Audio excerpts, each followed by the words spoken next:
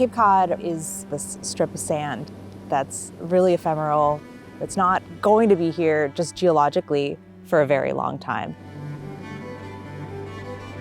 So we're seeing sea levels rise. The hurricanes that do form are going to be more intense. All these low-lying areas are a lot more vulnerable. Salt marshes are naturally designed to act as coastal buffers. They help reduce the impact of these coastal storms.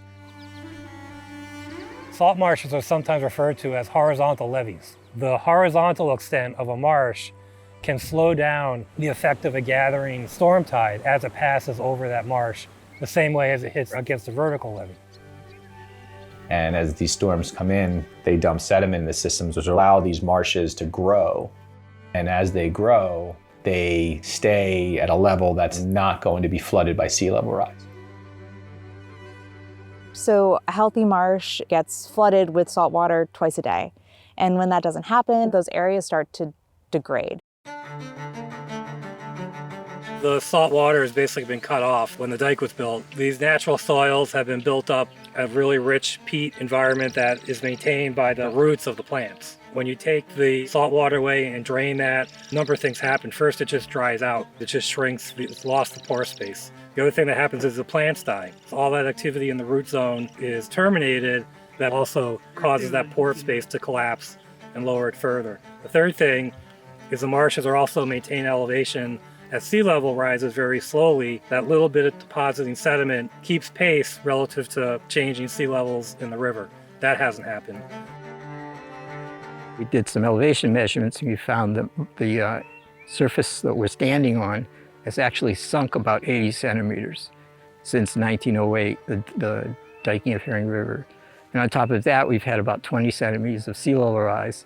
So we're about a meter below where we should be given one sea level. The subsidence of this marsh, because of the diking and drainage, makes it really vulnerable to flooding with sea level rise. The floodplain in its current condition is not literally in a place to self-restore salt marsh habitat without further intervention. Reintroducing tidal flow will bring in a certain amount of sediment. As the salt marsh vegetation grows, the soil will begin to rebound, the roots will start to prop up, and the surface will begin to regain elevation, but that could take a very long time. The river was rechannelized to make it straighter. In that process, a lot of the soil was dumped on the bank, creating these berms. So the idea is to take that sediment from those berms and spread it throughout the system, elevate that system higher. So we have a pilot project underway for using sediment that's been placed on the marsh surface to try to restore that elevation and see how it responds to tidal flow. And then we'll use information from that to try to scale those same techniques up over larger areas as the project moves forward.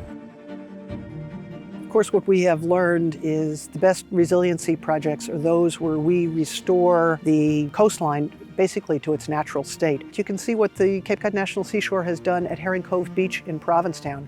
For years, they just kept rebuilding the dikes there, rebuilding the coastal revetments to try to stop the erosion. And it wasn't until all of that stuff came out that beaches actually started to accrete, in other words, getting larger in size as opposed to it eroding year after year.